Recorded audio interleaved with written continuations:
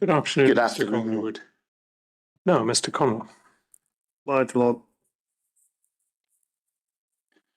We're talking about what we in the inquiry are called the ventilation derogation, and I give you the same caveat. Please don't get into a semantic debate about that here and now, because we'll be here forever. Just before lunch, we'd got to a point where you learn something of it in the course of an informal visit, but at that time it didn't particularly jump out to you as something that you ought to do something about or express concern about. Correct. Fair? Yeah. Let me just ask one supplementary question. I think you have dealt with it in your witness statement.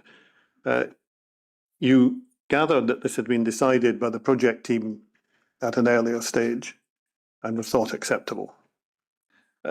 Do you know or do you not know who, if anyone, gave infection prevention and control advice on that decision? No, I don't know. Okay. And that, from Lord's note, is paragraph 241 of the witness statement, where the witness says precisely that. Thank you. Now, if we kind of try and move the narrative forward a little bit, because as you gather, this has become of considerable interest.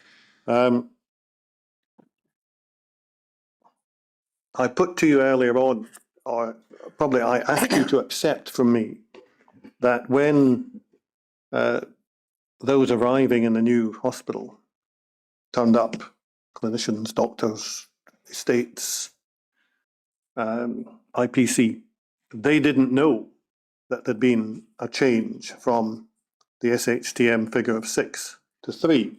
Now, that's what we've been told. Can I try and deal with this by looking, please, at page 73 of your witness statement, where you're asked about an email. Now, let's just put it up on the screen quickly. Bundle 20, page 1495.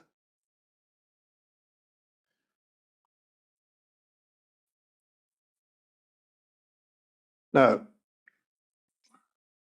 as you can see, this is an email from Ian, who is Ian Perry, Yep. from the estates team, to Teresa, who is Teresa Inkster in IPC, and confirms certain arrangements and supplies some material to support it.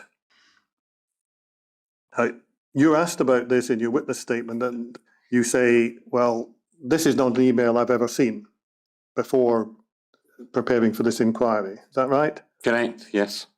And I think I'm possibly using it for today's purposes as an indication that here we are in May 2016, and efforts are being made to try to find out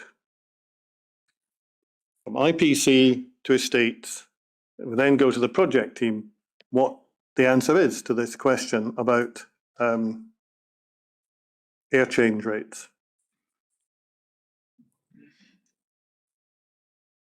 So you may accept it from me that is what was happening at the time. And I think the only point that you were really asked there was, well, when it says accepted by the board, it doesn't mean the board in the form of somebody like yourself, it means the project team. Correct. But you begin to see perhaps why it's starting to create an issue, because nobody knows. People are having to dig around and try and find out the answer. In your witness statement, go back to page 73, after touching on the email and the point about the board in 243, 4 and 5, you say there was never a decision taken to reduce air changes. There was a ventilation strategy. Well, might be suggested to you that is splitting hairs a little bit. If the standard guidance for a single room says provide 6 air changes, and a decision is made not to provide 6 air changes, that appears to be reducing the figure that is provided in the guidance, for good or bad reason, but reducing it. Would you agree? I accept that, yes. Yeah. And you say in that sentence, the fact that Dr. Inkster is suggesting that 6 air changes is needed in every part of the adult hospital is clearly not the opinion that was formed of the people who took the decision. Well, I suspect where Dr. Inkster here, she would say, would she not, it's not me that's suggesting 6. 6 is what's in the guidance. The Yes, SHTM. I'm not, I mean, Dr. Inkster, when she was appointed as the infection control doctor in the summer of 2015, I believe, when the teams were all being formed for the new Queen Elizabeth University Hospital, embarked on a series of testing in clinical environments and raising issues. And that was correct, that in her role that she did this, and it was correct that the people answer her inquiries. I think as far as we were able to find out, the email from Mr. Powery was probably the first time that anyone out with the project team, and leaving aside your informal intimation in 2014, anyone outside the project team was told that this had been done. That may be correct. I have no knowledge of the debates that took place within the clinical working groups during the sign-off of the final design in 2010. One would expect that the environment that they were signing off on, they would have discussions about various aspects of the environment as well. Okay, well, let's take that in stages. The decision to go with 3, as you put it, 3 air changes plus chill beams, and I'm not going to get into an argument about whether it's precisely 3 or slightly more or less. It doesn't matter. Yep. That was taken just before you signed the contract. So in the latter stages of December 2009. Yes. Now, are you aware of, from your knowledge, do you have any knowledge about any discussion of this issue re-emerging during the design period in 2010? No, I have no personal knowledge. Because I asked the question because one of the complaints Mr. Seaborn made was, or he assumed that ZBP, whose idea this was, i.e. the multiplex M&E people, would have been saying in various meetings they attended, you're not getting 6, you're only getting 3, and this is the reason for it. But apparently we haven't found any evidence that happened. Do you have anything to help us on that? No, I can't, no. And you say, just for completeness, at the foot of page 73, you never looked at the SHTM guidance, nor did you ask questions about the decision not to follow the guidance. The project team was responsible for bringing in the employer's requirements. So if we move on,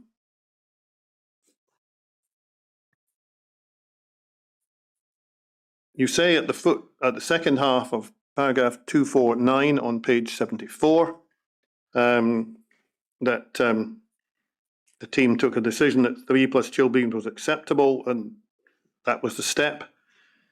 Fair enough. Can I just ask you about paragraph 250? You have given us some evidence about the gateway reviews, and the gateway reviews are not in and of themselves, I don't think, controversial in this process. But you say the gateway review throughout that whole process would know if it was the air changes plus chilled beam. And at no time did they ever comment that that was an unacceptable decision. Just wondering if you're suggesting that someone else knew about it that hasn't come to our attention as yet. Again, no direct influence. My understanding of the Gateway Review processes through Gateway 1, 2 and elements of 3, they had a significant number of meetings with the project team going over aspects of the clinical specification and the design. I assumed that would have been discussed as part of their inquiry. I see. And in fact, your position, as I understand it, and we'll come back to why you say that, is that really this whole question of air changes is irrelevant until you hit 2013. That's the point you're making at the foot of page 74. Page 74. Sorry, page 74, paragraph 250, near the foot of the page. Yes, sorry, yes, I'm seeing it, sorry. Yeah, excuse me, my understanding was that the ventilation strategy accepted by the project team on behalf of the board was acceptable in the generic ward areas. There were a number of areas within the building which had specific requirements which had to achieve a different ventilation strategy and environmental outcome. In the respect of the patient that were going in to the building up to and including the beginning of 2013, my understanding was that all of the specialist areas plus the generic wards had an appropriate and acceptable ventilation strategy in place. Okay.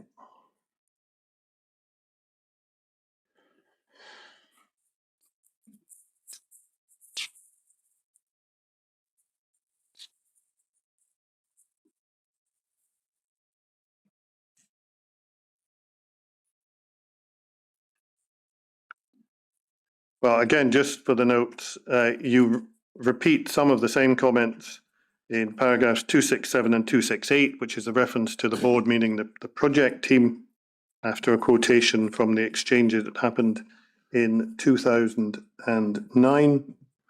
And you say at the top of page 80 of your witness statement, you make the same point. You understood it was always 3 plus chilled beams. And then we get into a little bit of a debate as to whether that's a derogation or it isn't. And I suggest we just let that one sit because it's interesting, but doesn't take us anywhere, I might suggest. But the derogation you say in 271, never reported to you, and the only briefing was the one that you've mentioned to us earlier today. Is that right? Correct. And you don't know about any risk assessments, you say in paragraph 272. Can I just ask for completeness? Helen Byrne's name crops up from time to time as having a responsibility for the project. Did she ever tell you about this ventilation change? No. I mean, I think Miss Byrne's evidence is no one told her, but I just wanted to check, whether you recollected her telling you. No, well, if anybody would have told me about it at the time, it would have been Helen Byrne, because she was the responsible officer to me and therefore the board. Can we look at, please, bundle 12, page 816?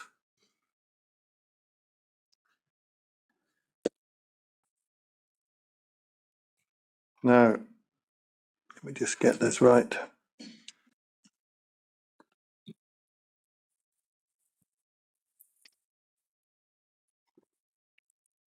I think this is a situation where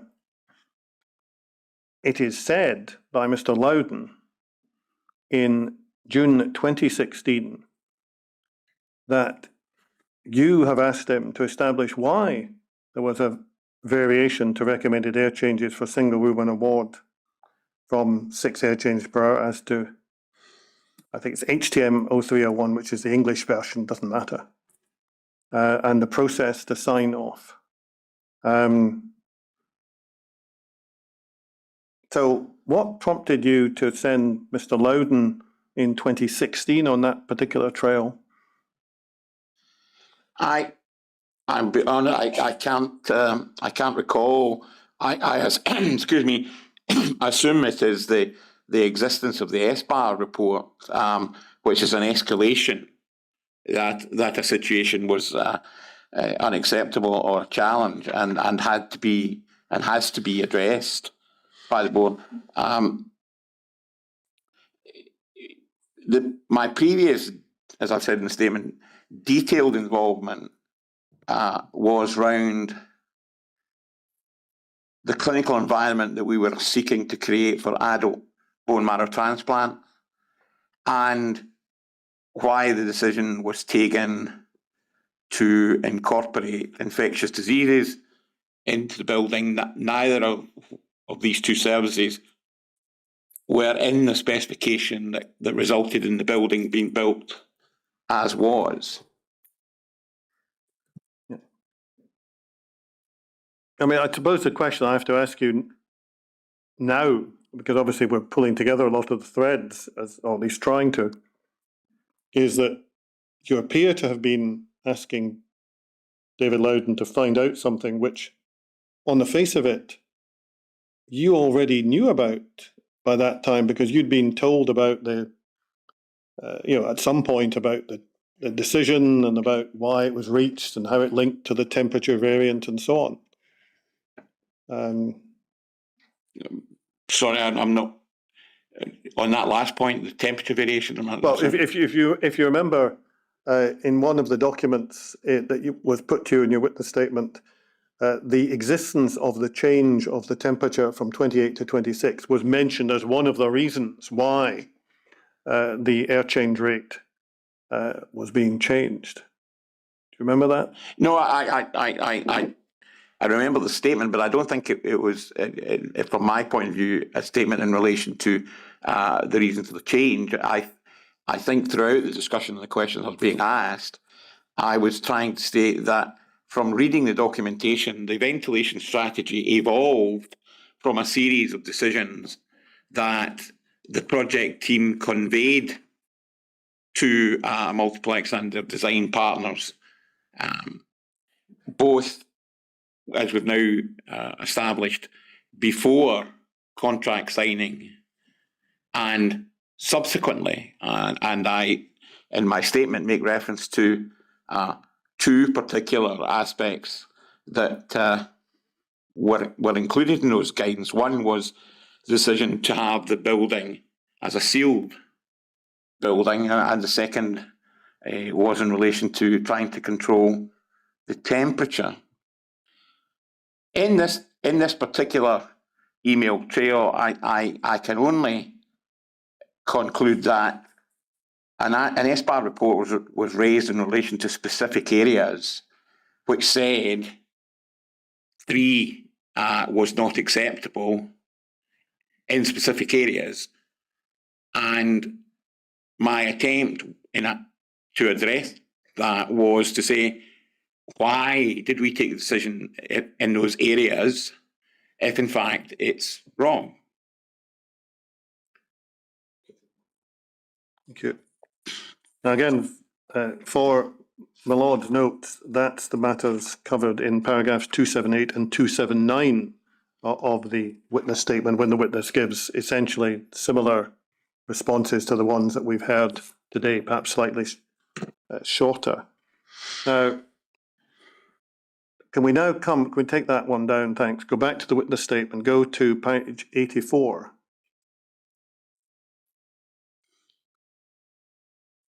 I think what we're now coming to, I suppose, is the hindsight world that we're all occupying, which is if somebody had come to you and said, Scottish Government guidance for single rooms, guidance which we have currently sitting in the list in the employer's requirements as compulsory, but even leaving that aside, Scottish Government guidance, same as UK Government guidance, says 6 air changes recommended for single rooms. There's a proposal to change that and only provide 3. How would you have reacted to that?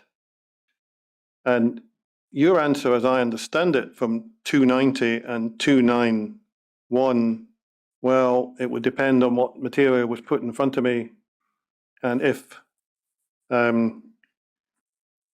it had been properly explained, maybe we would have agreed it. That essentially what you're saying here?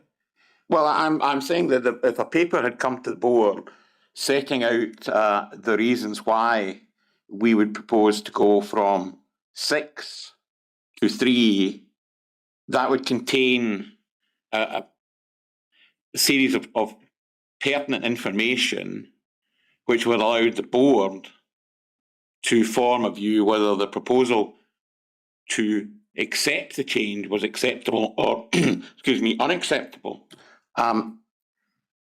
So it would contain. So I go back to the project team brief on the reasons why they accepted that. That if that had been all set out in the paper to the board, then I don't know. Obviously, subject to the board members' debate, there would have been a debate about it and a conclusion reached. And if the conclusion had been not to accept the project team's recommendation, then that would have been enacted.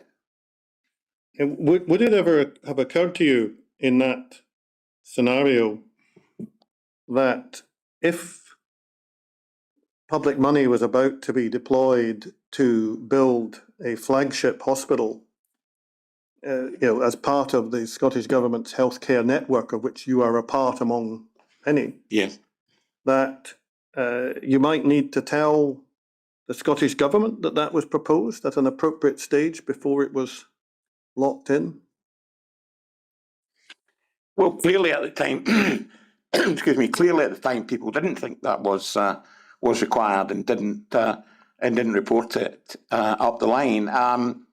Clearly, had it come to the board as a paper, the Scottish Government would have automatically received the paper because they received the board papers, and colleagues in the government would have then reflected on whether they wished to step in and offer an opinion.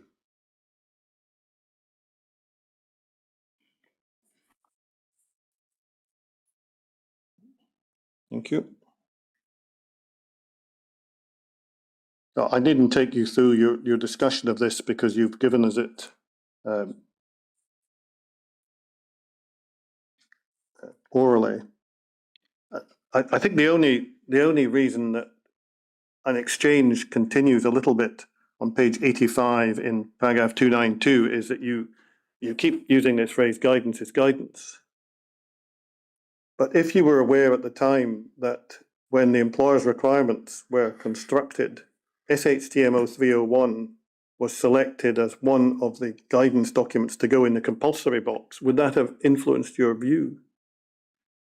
It would clearly have been challenged by the board as to why it was felt at one period in time that it was mandatory, and why now the recommendation coming before us was to accept, as you call it, a derogation in the contract.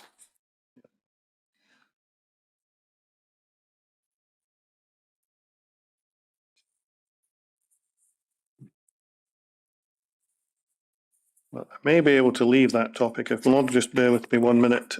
Some of the other sections, which from Lord's notes include paragraphs 320, 374, essentially are repetitive of the material that I've just taken from this witness already.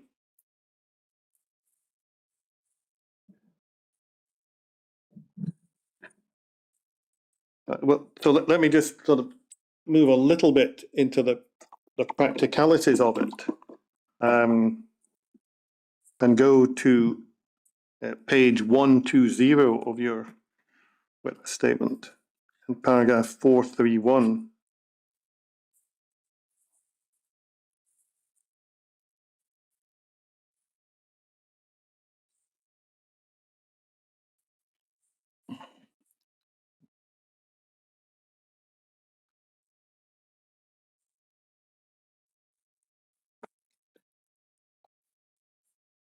I'm just keen to make sure that we're not misunderstanding anything that's said there. I mean, you mentioned other discussions. Leave these aside. Let's go on to the 6 air changes an hour. You say here, people saying they wanted 6 air changes an hour in 2015, 2016, when the board had accepted in, well, let's say 2009, that it was going to have 3 plus chill beams was not an issue that the board was going to be addressing. The guidance said up to 6. The board had accepted a specification approved by technical advisors, and that was that. And essentially your point there is, once you've got that far, there's no changing the 6. My understanding of the technical issues were that the building in 2015-16 could not be re-engineered to achieve 6 in every clinical area out with where a different ventilation strategy had been installed. And looking at the matter more generally, first of all, can we go to 124 of the witness statement, where you're asked, in terms of the ventilation system and its compliant with SHCMO 301, I was of the opinion, having been advised at the team, that the ventilation system in the hospital was compliant with the regulations and was right for the patient mix. This would have been by Helen Byrne, Alan Seaborn, and David Loudon. That suggests that that's a stage at which you're being told, no, everything is compliant. There's no issue. Throughout the project, in relation to signing the contract and then the evolution of the detailed design, the role of project director transferred from Helen Byrne to Alan Seaborn, then to David Loudon. They were the people who reported to me on a regular basis. The reference to those 3 people was just to say it was the project director's role to report, and at no time during those reporting did they not suggest that the building was acceptable. Reflecting on it now, as a former chief executive, a senior administrator, does the fact that those arriving in the new hospital in 2015 were not aware of this indicate at least some kind of failure in administration to make sure that this is documented, reported, recorded? It would the answer to that question is it would depend on the people concerned. There were new people coming to the project, Dr. Inkster being one of them, who sought to revisit the infection control input to the project team and the conclusions reached. They would clearly, up to that point, not have had a role in the whole process. Therefore, in their new role with operational responsibilities, their challenges to those decisions needed to be looked at and responded to. To the extent that the people who were involved in the project through 2009 to 2011, they, coming into the hospital if they were still in our employ in 2015, should know what it was they had agreed to during the design and construction period. So I have to question the generality of the comment that the medical staff didn't know. Some new staff coming to the project taking on new responsibilities in an operational sense, which Dr. Inkster was one of them, didn't know. The States team would need to know, would they? Yes. Because if they're looking after the systems, they need to know what they're supposed to be producing. Correct. And if they didn't know, Well, the estates team did know. Mr. Powry was on that project for a considerable period of time before it became operational. and you're saying he would know about it. My understanding is that he was on the project for a period of time before the hospital went operational. Mr. Loudon, the project director, became the director of estates when the project opened. So he knew about it because he was the project director. He was the commissioning officer who signed off the technical acceptance of the building. So at least, from my understanding, 2 senior members of the estates department knew about it. If you previously worked in the Western Infirmary or the Victoria Infirmary and were transferred into the Queen Elizabeth complex in the spring of 2015, you could claim you didn't know about it because you're now taking on new responsibilities and you then need to be briefed and brought up to speed in your new roles and responsibilities. But in the context of the scheme delegation, 2 principal officers were involved in the scheme for a period of time prior to assuming operational responsibilities. I think the That might make certain assumptions about the extent to which information was shared within the project team. First of all, the project team as it was in December 2009 and then going forward. Yes. There was a consistent, from recollection, the only material change in the project team was in July 2013 when Mr. Seaborn retired and Mr. Loudon took on those responsibilities. There was, due to circumstances, only a month's handover. So Mr. Loudon joined the team in June 2013 and worked alongside Alan Seaborn for about a 5-week period to effect the handover before he took on the responsibility of project director. He was also Director of Estates and Facilities Designate. That's the substantive long-term post that he'd been appointed to after the project completed. So there was no break in the continuity of the senior management team from June 13 through to Mr. Loudon leaving the board at the end, I believe, at the end of 2017. You mentioned clinicians becoming aware of, I think we're still talking about the decision to depart from 6 air changes and accept less. How do you envisage clinicians, and that decision being made in December 2009, how do you envisage clinicians becoming aware of that? Well, the generality of clinicians would not be aware of that. I suspect the generality of clinicians wouldn't know about 6 air changes. The infection control advice to the project team evolved over the period of the years. In some of the documentation that the inquiry has, you will see that for specific areas during the detailed design, it was the infection control doctor for that service in whatever site it was in coming across and advising the project. So, for example, in Ward 4B, the infection control doctor was Dr. John Hood, who looked after the hematoncology services in the south side of Glasgow. So he oversaw and made input there.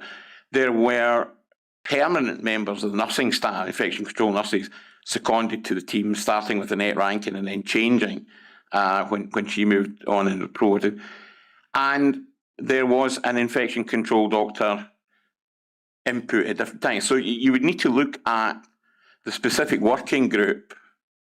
And so the point I'm making is that when the project team took the decision before the contract was signed in December 2009, I have no recollection who the infection control doctor, the infection control nurse, I think, would be Annette Rankin, but who the infection control doctor was, or doctors, who gave advice to the project team, should be recorded in the notes of the project team's discussions. Thereafter, during the development between 2010 and 2011 of the detailed design, then quite a lot of clinicians had input, in the sense that they were showing the drawings and the environmental issues and asked to comment on them. And then the project team would then respond with those comments back to Multiplex and their design partners through the evolution of the design. And again, I personally have no idea who the named infection control doctors would be, but they would be plural, coming from the existing clinical environment, talking about the new clinical environment that we were seeking to create.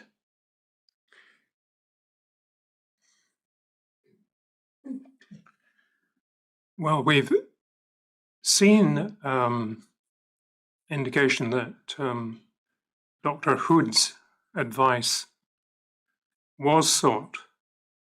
I think if I've got my dates right, prior to December 2009. But as far as I recollect the evidence, I'm not aware of any clinical advice associated with the decision-making in December 2009. Is there something I'm missing? Not my recollection meets with my lord, but we should ask the witness if he can assist, because the issue, I think, Mr. Calderwood, is that you are assuming that on the basis of something, and we know there's nothing in writing. I mean, the board went looking for something in writing, going through committees or approvals or whatever, that would go beyond these original emails and so on in 2009, and couldn't find anything, nor could the inquiry. You are assuming a degree of knowledge on the part of various people which isn't currently evident. And so we're just trying to get your assistance. Mr. Parry, I think, would say, well, I didn't know. I had to go and try and find out from the project team. That's why I was doing this email to Teresa Inkster. Well, he was technically answering Teresa Inkster's inquiry, yes, with detailed knowledge that he had. His email wasn't inquiring of somebody else, it was answering the question. The point I mean is that if any evidence about who contributed to decisions taken up to the signing of the contract in 2009 and indeed beyond into 2010-11, that evidence chain, to the extent that it exists, would be in the project team's paperwork. It wouldn't be in the health board or the health board's committees.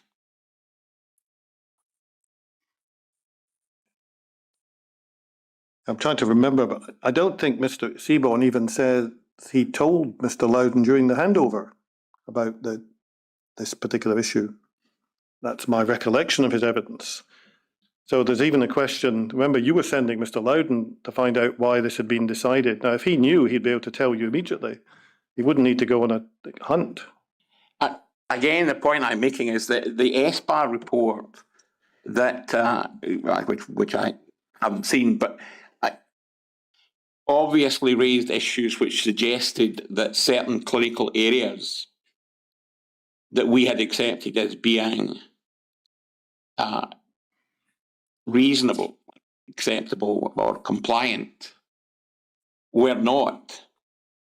So he had been sent to get the detailed information on those areas. To the extent that Mr. Loudon didn't know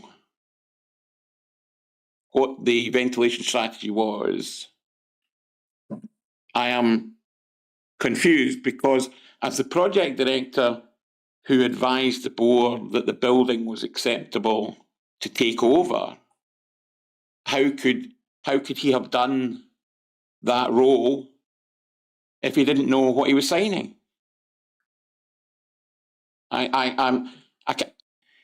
To the extent that people reported to me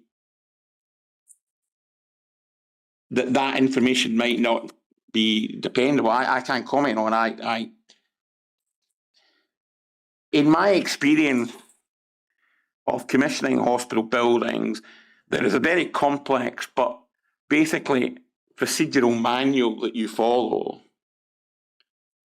And when you get to the last page, and I think I say in my statement, in my days, it was a written log and you got to the last page and you signed it. Nowadays, it's all, obviously a combination of email trails and CD, ROMs, etc. But for David to say to me in February 2015, we can accept this building because it meets our specification for construction. You must know what the ventilation strategy is because you're signing off that the M&E plant is acceptable.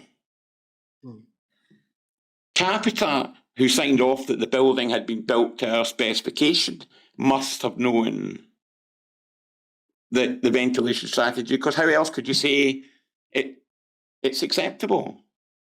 And as I say, with the exception of David changing for Alan, not another person on the project team changed.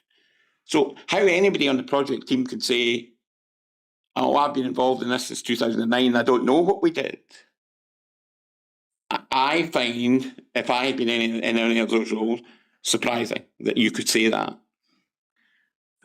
It may be that Mr. Connell will come to this point, but as far as Capita's certification in January, February 2015, what they would be certifying was contractual completion. In other words, that the contract, as Capita understood it, had been completed. Correct. And should have been probably during the period, certainly from 2014 onwards, certifying each area as a completed, because once the services are above the ceiling or behind the walls, they can't be looked at again. So they're supposed to be looked at on a kind of almost daily basis as you reach practical completion of certain tasks in certain areas. So there should have been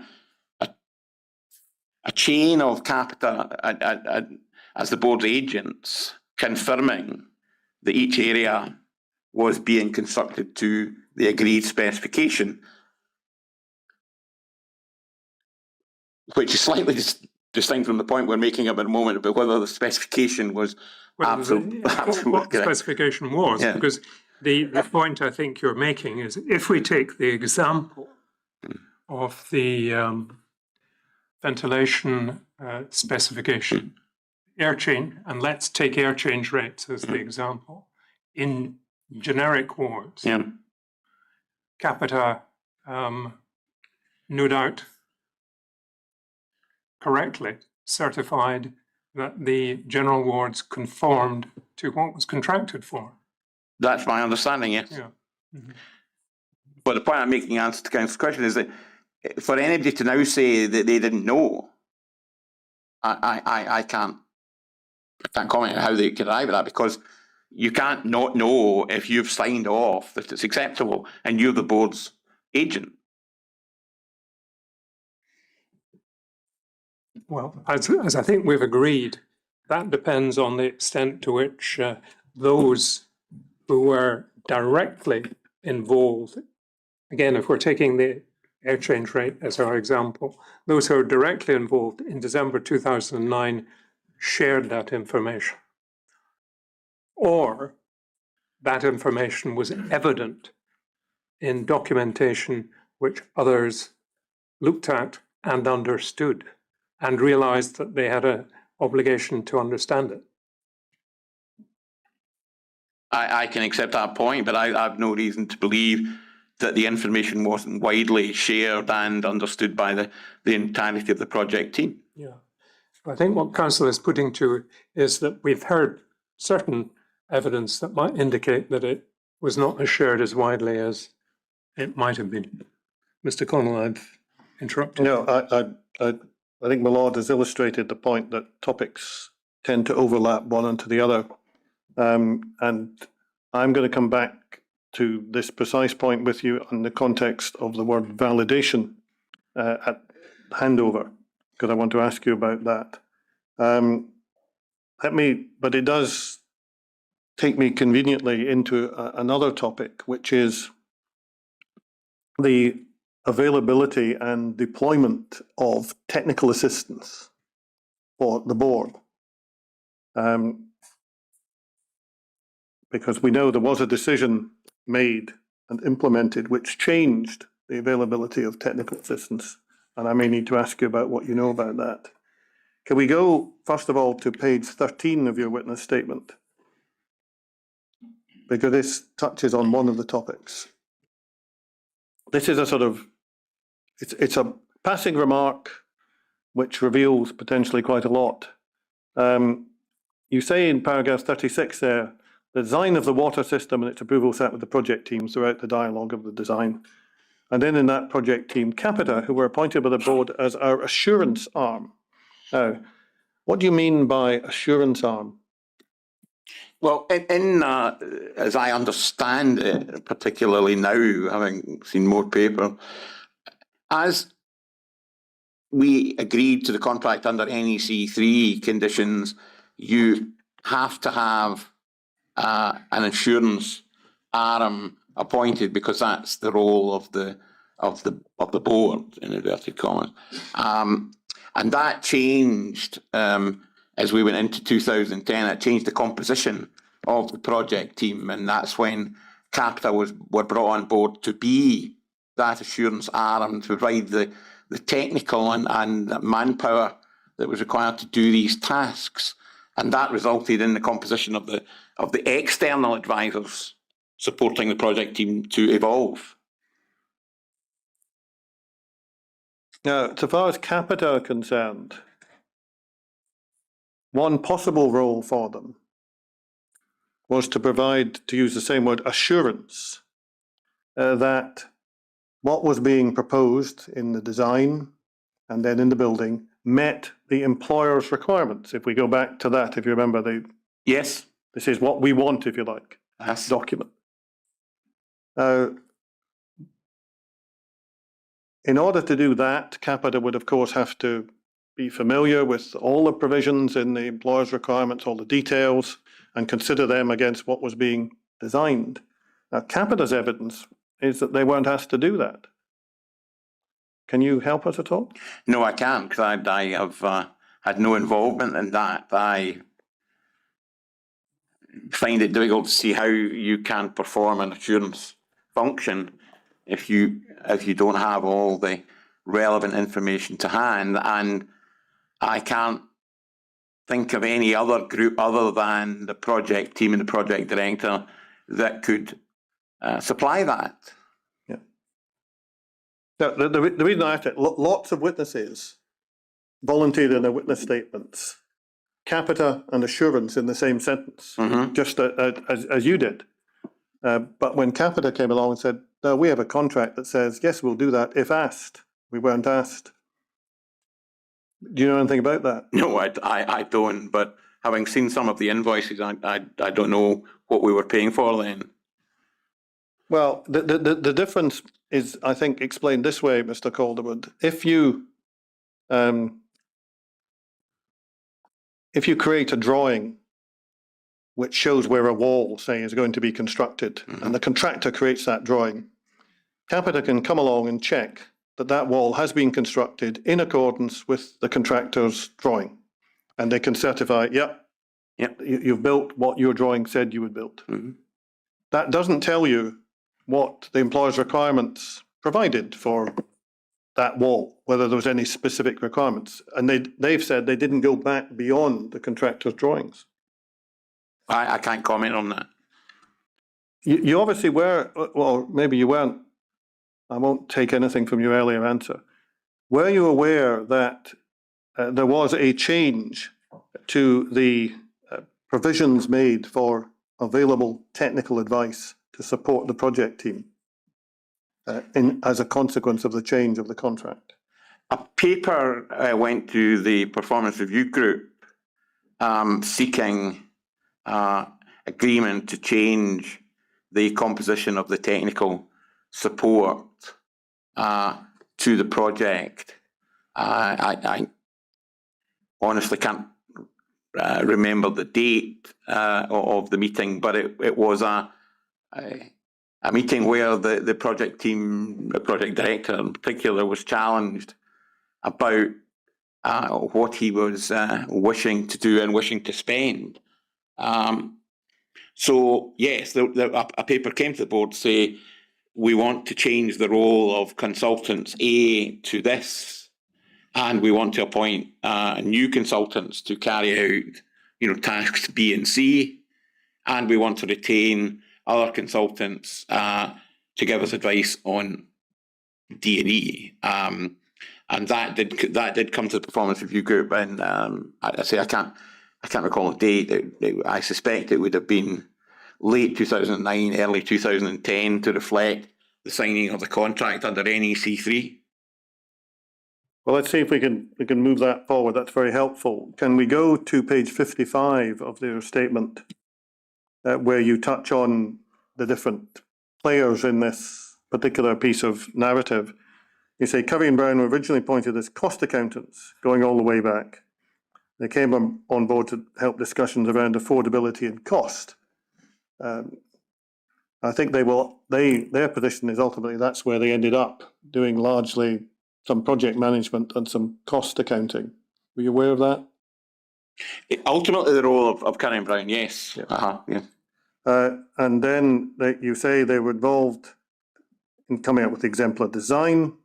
And were you aware that they were employing originally, before early 2010, a raft of sub-consultants, ranging from Wallace Whittle in M&E through to architects and so on? Yes, these would be the additional consultants required to come up with an exemplar model against which you would then, as I say, create the upper limit of affordability. Yeah. And you mentioned in paragraph 184 what you describe as the great big book, which I think I'm right in saying is called SPONS, SPONS, which is the kind of Bible that the quantity surveyors used to use to look up prices and quantities. I couldn't have called it by that name, but yes, that's what I was referring to, yes. Yeah. You stage in 185, at one stage, Curry and Brown had a quality involvement. Just what do you mean by that? I think that was a reference to the role that was in the paper to PRG that they were giving up under the terms of the NEC 3 contract to create an assurance function. So you say Capita were brought on board and the Curry and Brown remit evolved, but I wasn't directly involved in it. I just knew that through discussion. What discussion was that? Well, it was a combination of the PRG paper and subsequent discussions with the project director as the programme moved forward. One of the suggestions was that what Curry and Brown had could be described as a shadow design team, and it was perhaps clear to people like Mr. Seaborn that there would have been a reluctance to pay for a shadow design team to be retained after these changes. Can you help us at all on whether that's correct? My recollection of the PRG meeting in question was he was challenged in all aspects of expenditure he wanted to make. I think I can't recall the detail of the discussion, but in essence, I think the chair of the PRG at that time was questioning whether you would pay twice for the same advice. And that when the responsibility for design left the board and sat with Multiplex and their agents, that paper said that we would discontinue this service, but we would have to appoint an assurance arm. That was all debated at that board meeting. Why don't we just look briefly at a document that's not mentioned in your witness statement. You may not have seen this before, but if you can't help, just tell us, which is bundle 17, page 2870.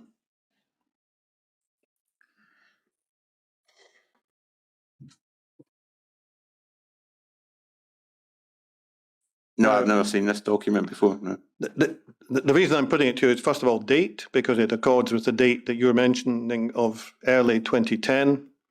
And then it sets out basically fee allocations, agreed budget, and so on for different processes. If we go on to the next page, it's a reference to project management, support cost management, and so on. Now, that appears to be a letter following perhaps the discussions you're talking about, going to Curry and Brown and saying, well, going forward, this is what we want from you. Yes, that's what it reads. Yeah. Yep. And that would be consistent, would it, with your understanding that they, once design went to multiplex, the sub-consultants wouldn't be further required. That would be my understanding. Just quickly scanning that letter, that would be, to my mind, the decision of the performance review group paper from the project director being enacted. Yeah. And the reference to not wanting to pay twice for the same advice, what does that refer to? Just so we're absolutely clear. I can't remember the actual detail of the meeting, but I do remember that the board members, they were particularly challenging that all of the costs that Mr. Seaborn was seeking were justified and value for money. In my fault for perhaps not keeping up. The paper from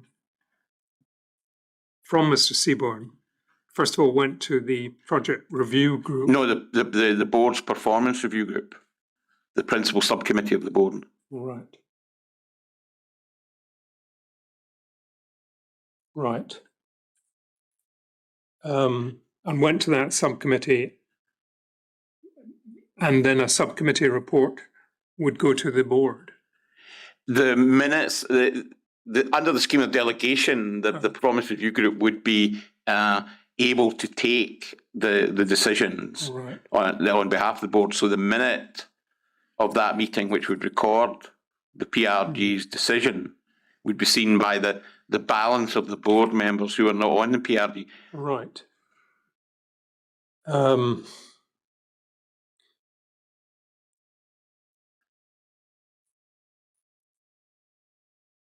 So the membership of the performance review group would be aware that going forward, the only services available to the board from Curry and Brown were those set out in the letter. That would be my understanding, yeah. Right. Mr. Connell? The reason I ask this is that one of the areas that has cropped up is design. Now you happen to mention design shifting to multiplex in one of your answers a minute or two ago.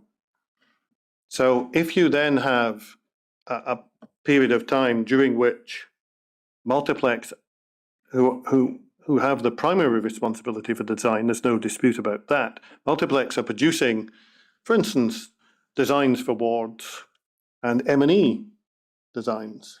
Mm-hmm. Can you recollect from anything that you were told or heard or understood, who would be assessing, analysing, commenting on the M&E designs wearing a board hat? My understanding at that going into the detailed design stage, we still retain the services of Wallace Whittle. Again, Wallace Whittle's position seemed to be that they were offered as a sort of call-off contract, to be used if required, but didn't like the look of that and really did very little after 2010. Do you know anything about that? If they mean after the calendar year 2010, starting in 2011. After the beginning of 2010, my fault. I can't comment on why no, I can't comment on that.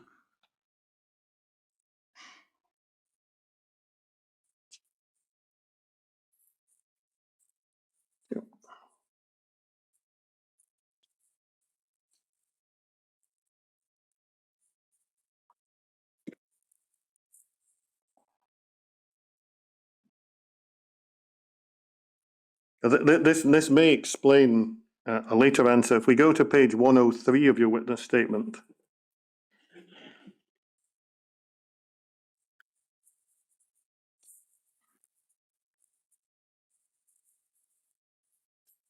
Just bear with me a second. If we look at paragraph 372, where you're being asked about various inputs, and then you're saying, well, during the detailed design proposal was going to the project team, there should be a paper showing who from the project team sought to comment on multiplex design. You say there, I would have thought it would be the technical team and the clinical team. Now, one of the challenges we've had as the inquiry has progressed is that lots of people kept referring to the technical team, and when asked, oh, right, tell me who was in the technical team, they go, I don't really know. David Hall was around, but he was Curry and Brown. Beyond that, we don't know. Who do you mean by the technical team? Well, in going into 2010, based on my memory, we had, as was set out earlier in the discussion, retained the services of Curry and Brown for specific tasks, and you've shown me the letter.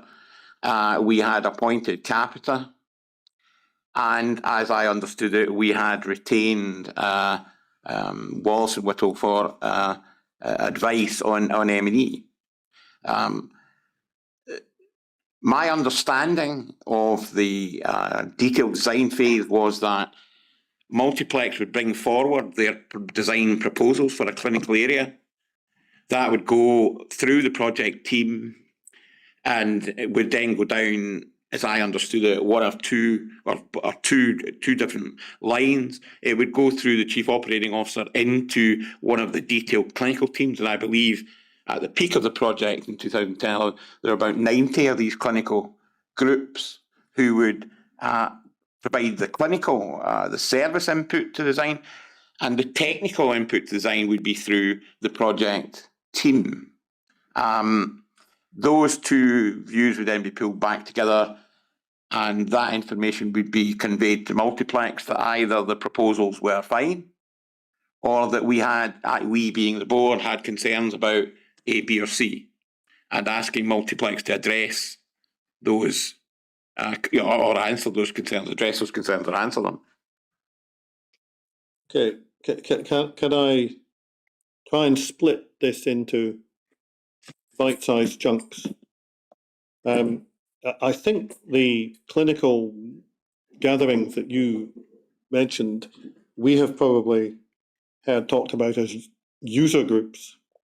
So yes. User groups for different particular areas, clinicians, nurses, so on and so forth, would be brought together, shown layouts, where the pipework was coming in, where the bed should go, did it need a hoist, etc., etc., etc. And we've had quite a lot of evidence about that, and that matches your account. Can I just ask one thing?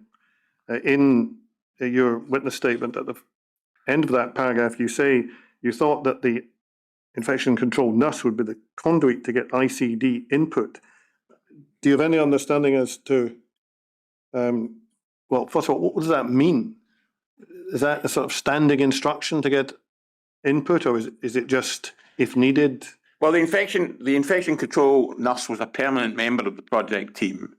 So when a request for guidance on infection control matters was requested from the project team, I would expect the infection control nurse would seek to engage and I'm saying her because it was female, but the infection control nurse would then engage with the wider infection control teams, because they were looking to get evidence of the actual users in the clinical service. So you'd be looking at services that were at Stob Hill at that time, or at Glasgow Royal Infirmary, or the Victoria, or the Western, and seeking to get the expertise of the people there, and then feed that back in to the project director.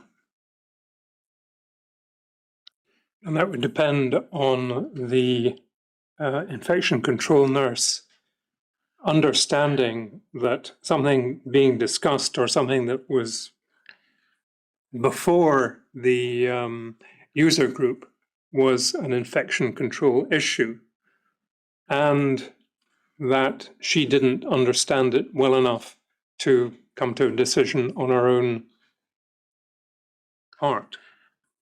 That would be my understanding. That I can't comment on the practicality of a day-to-day basis, but my personal experience with infection control staff is that they do tend to engage with the wider community before they offer an opinion. Thank you. So that's sort of one part. You have the user groups. I asked you a question about infection control. Did I understand your evidence then to be that so far as M&E stuff, the response would come from the project team? It would be the project team's responsibility to get advice and comment on technical, M&E and other environmental issues. The user group, as you refer to them, I call them the clinical group, they would not necessarily have the expertise to comment on whether this solution provided the correct environment. And that was my understanding of the contractual arrangements we had to use Wallace and Whittle during 2010 to input into that section.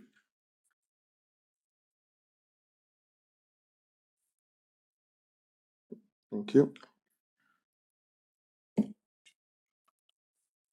you remember something called a full business case, to move on? Yes. Were you involved in its preparation? Not directly. Tell me what you mean by not directly. Well, the full business case ultimately had to be approved by the board before it was submitted to the Scottish Government Health Directorate, and therefore it had to be taken by me to the board, not necessarily directly by me, but it had to be approved and taken to the board. The full business case, it was a document that was laid out on a prescribed basis by the Scottish Government Health Directorate as to what information was contained and what detail, and it was linked to a whole series of prior approvals. So you would bring forward or refer to previous submissions through the process. So you would make reference to where the strategies were signed off at different times. You would make reference to the approval for the procurement strategy, and then you would provide the detailed financial and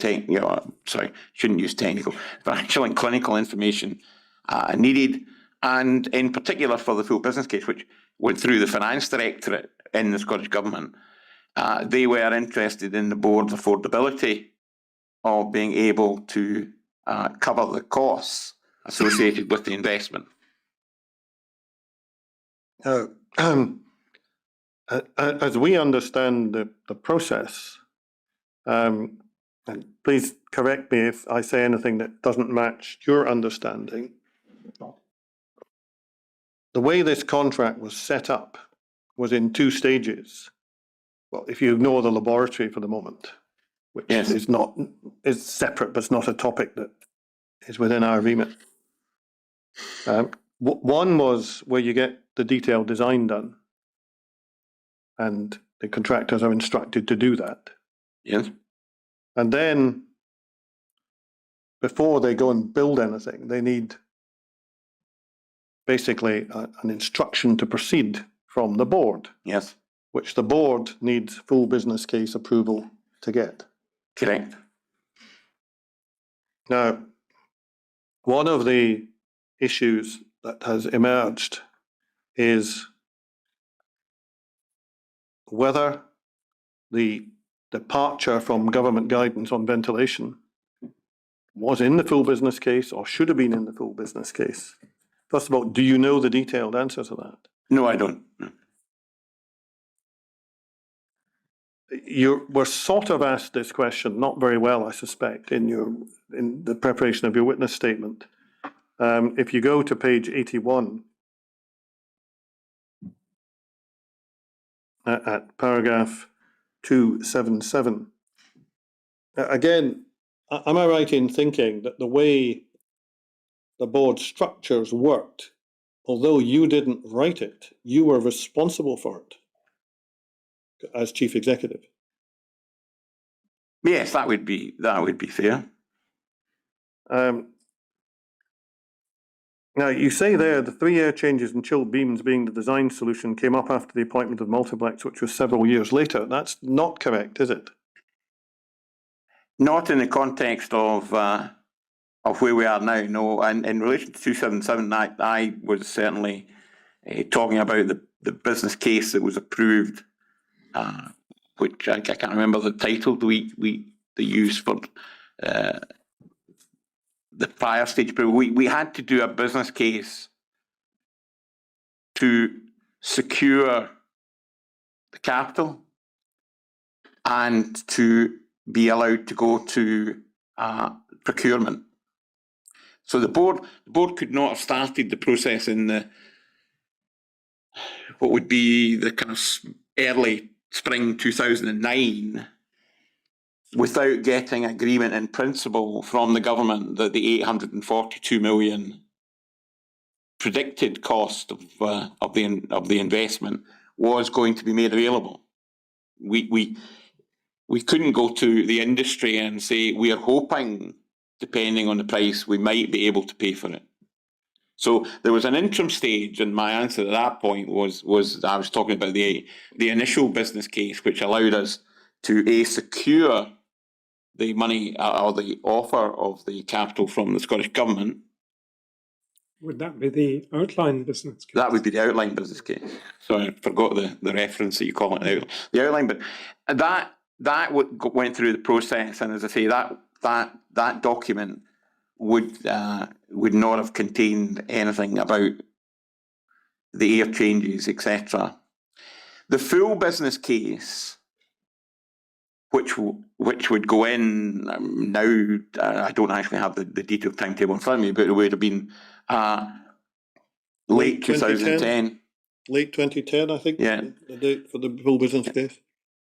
That was very much a financial business case driven on reference to what had previously been in the interim business case about the clinical case for change.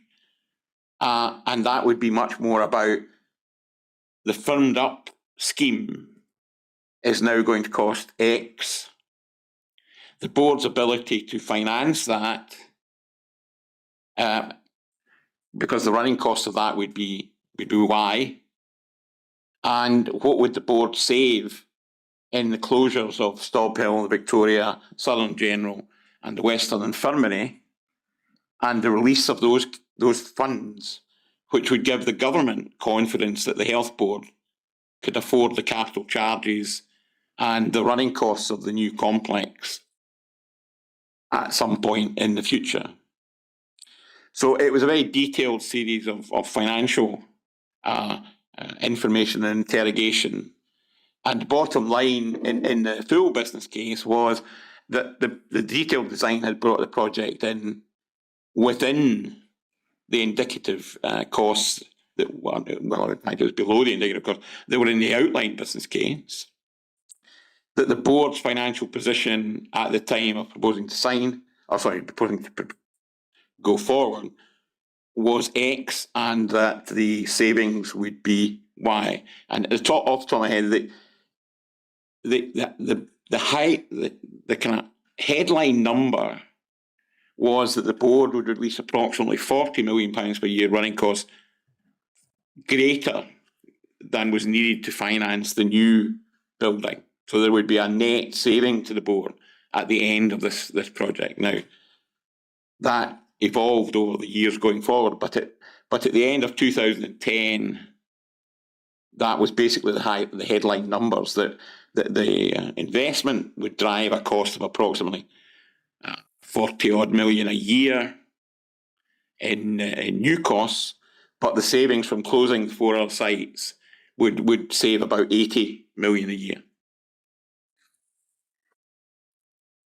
Well, thank you for that. That's very helpful. I think I want to put another proposition to you, and you can tell me whether you agree or disagree.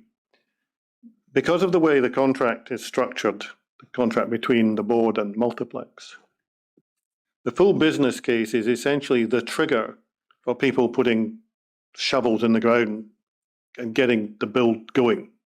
Correct.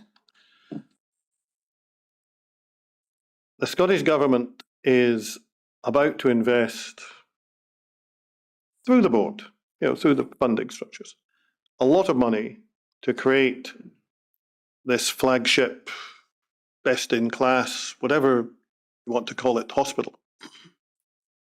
And therefore, while they're concerned with the money, they might also be concerned with the product that they're going to get for that money. Because there's no point saying we got it on the budget, it's going to be pretty crummy, but hey guys, it doesn't matter, we'll build it cheap. Would you agree with that general proposition? I would agree with the proposition that they would want value for money on the investment. I suppose the point I would seek to kind of point you to, the full business case is a prescribed document, right? That was set out by the Scottish Government Health Directorate. If it asked in that document framework that we had to submit the details of the technical solutions that we are proposing, then they must have been in the document to get it approved. Because if they asked for it and we didn't provide it, the business case would not have been approved. And at that point, we would have owed Multiplex an agreed set of costs for the work in the detailed design, but not the construction. My recollection, and obviously the full business case exists, the documentation exists, the letter sending it to the government, and the Health Directorate's Director of Finance's reply back to the board, along with the then Director General of the Health Service of Scotland, letter back to me, sets out what was A, submitted, and B, approved. I don't have a detailed recollection 16 years later of what was in the document. But I can only say if it was in it,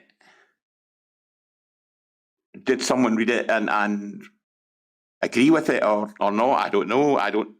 My remembrance of it is that detail, i.e. design detail, was not asked for in the full business case. I'm sure you're right about that. We have heard evidence that there, even absent a question, that there would have been an expectation on the part of those receiving that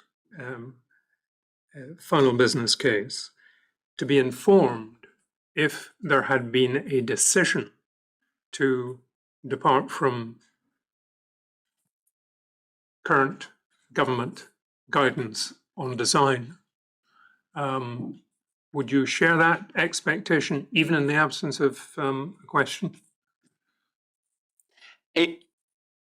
If colleagues within the Scottish Government Health Directorate asked questions following receipt of the full business case, along the lines of technical compliance with Scottish Health Technical Memorandum, then there should be a communication chain from them to the project team, project director, to answer.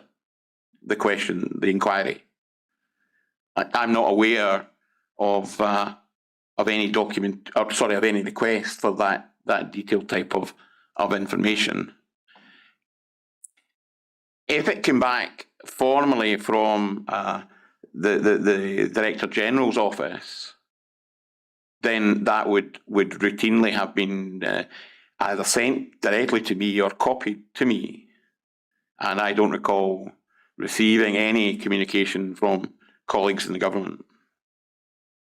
Well, let me see perhaps if I can follow that up for a moment, my lord. The inquiry has scrutinised the contents of the full business case and can't find any trace of the ventilation derogation, whatever you want to call it, being mentioned. So if you just take that from me as a premise of my question, that we've looked very hard. Remember that you have this thing called employer's requirements. The employer's requirements contain reference to Scottish Government guidance. SHTMO 301 is guidance which is in a list marked compulsory as opposed to not compulsory. So far as the inquiry has been able to find, the message you would get from reading the business case is that what is being proposed meets the employer's requirements. I'm paraphrasing slightly because it would become a very long question. Now, if that's correct, and that is the message that the government reader would get, I can see the requirements, I can see they're met, no issues here. Would that then explain why we've had some evidence that if you were going to say, well, whatever impression you get, please bear in mind that we're going to build X hundred rooms which are not in accordance with your current guidance, Mr. Government. And you may like that or may not. If you don't, come back and talk to us about it. And they would have expected that to have been flagged. I can't comment on what colleagues expected or interpreted from the business case. From as we've already discussed this morning, from the board's perspective, the contractual derogation from mandatory to accepting a variation on design was taken by the project team pre-contract, pre-appointment. Therefore, I can't comment as to who knew, because I didn't know, because it wasn't reported as being, it wasn't reported as a variation. To the extent that colleagues read the full business case and made that assumption, I can't comment on that. Had they read it and sought information from the project director, then the answer they would have got would have been the truthful answer of, no, we've accepted this, and here's the reasons why. I suppose the question is, if the general picture that I've painted of the full business case is accepted for the purpose of my question, what would trigger anyone reading it wearing a Scottish Government hat to go, I know it says compliant with employers' requirements and all our guidance notes are in there, but I should probably go and ask if that's true. Is that not a bit far-fetched? Well, I'm not making the suggestion that colleagues in the Scottish Government, a full business case goes in, it is then circulated, it goes in through the Finance Director at the Scottish Government, the Health Sector, Finance Sector. It will then be circulated throughout various departments within the Scottish Government Health Directorate seeking comments. But I don't know what the detail of that process is, and I don't know which colleagues within the Scottish Government would get it and comment on it. If I was one of those and I just made this and I read it and it said, well, he's saying it's the board's saying it's compliant, so that's fine. I don't need to ask any information. I have no idea whether you would regard that as someone doing their job properly or not.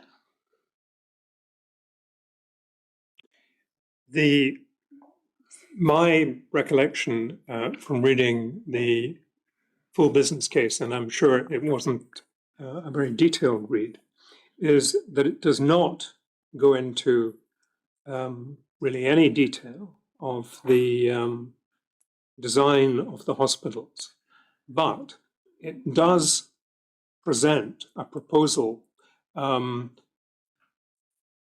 by the board that they would wish to build, to use your expression, flagship hospitals. Would you accept that as a characterization of what is set out in the full business case? Yes.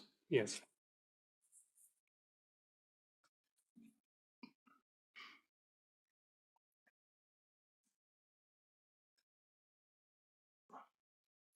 I suppose it's just a question of disclosure. I mean, you didn't know about it.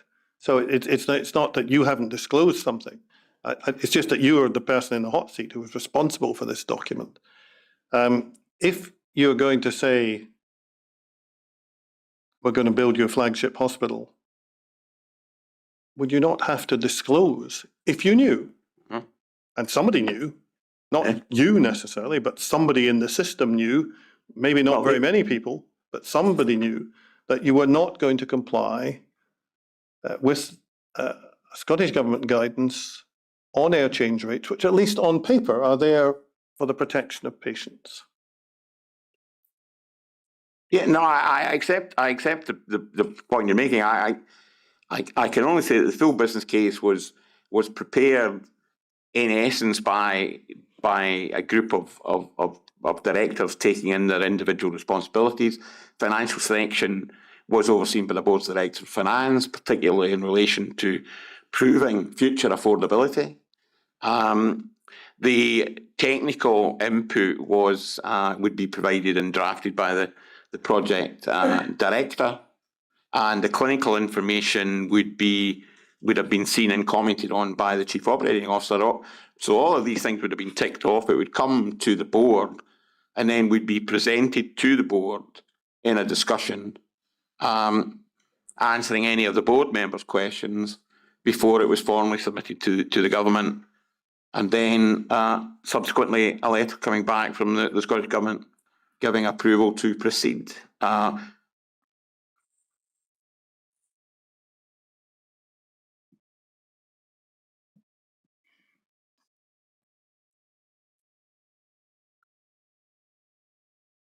think I'm proposing to move from the full business case, unless my lord has any further questions. No. Thank you. I've been trying to take these topics roughly in chronological order. So if and it doesn't quite work neatly like that, but we're in 2010. I'd just like to pick up some points that you've made about how things operated during largely the design, but also the construction period in terms of management. Could we go to your witness statement again at page 14?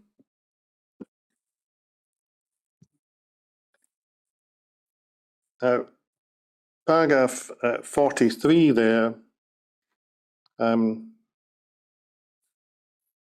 You say, I don't think I managed to get it across. There's not a significant amount of reporting up to the board. There was a disconnect between the board and the project, and only, now is that meant to be exception or exceptional? No, exception. Exception reports went up. So tell us why you use the phrase disconnect between board and project.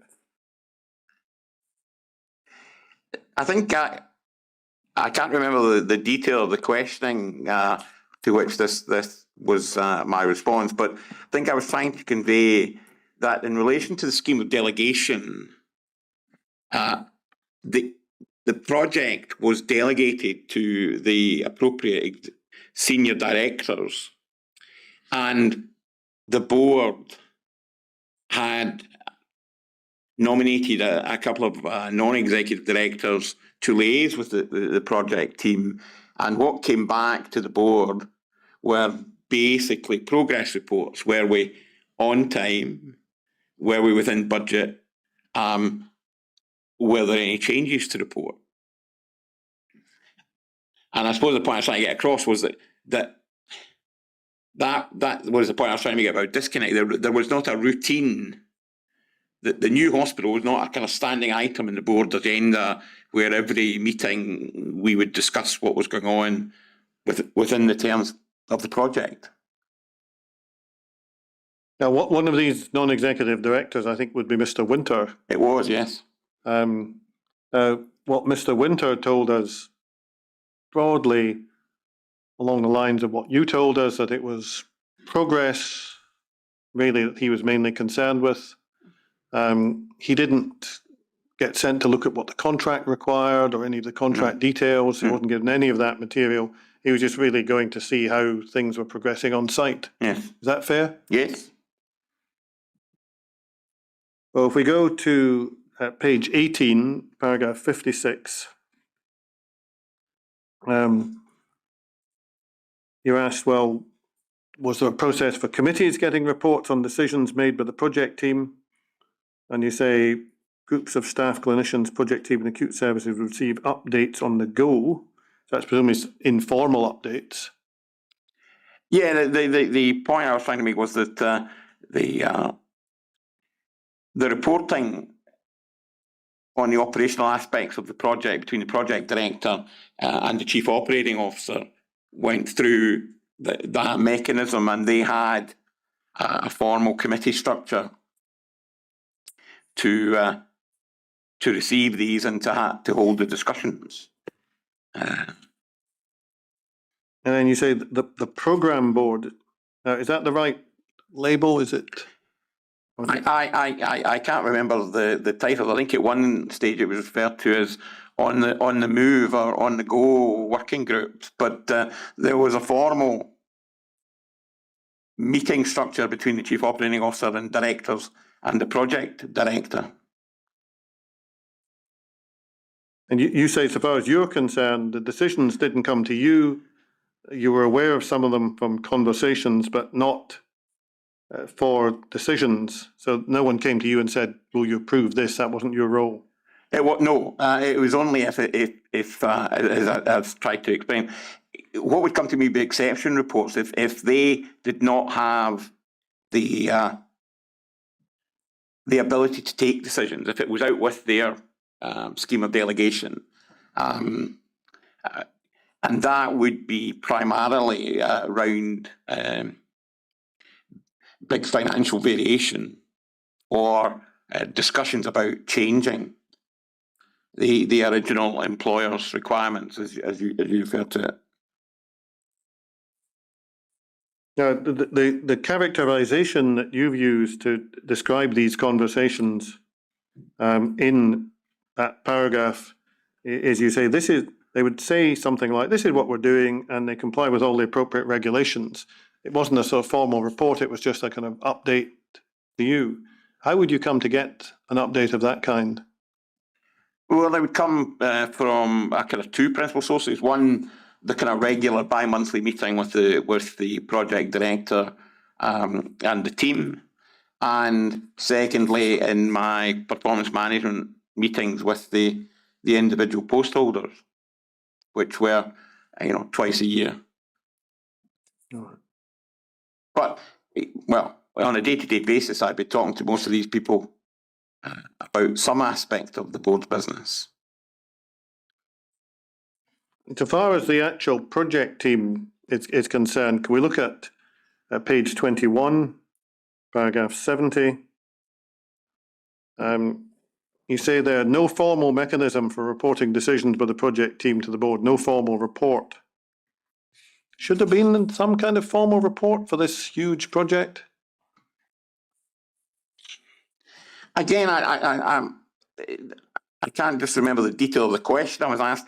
There was reports to the performance review group at a high level of the project at regular intervals, where the project director would come along to talk to a paper that they had produced and submitted to the board, and the board members would get to ask questions.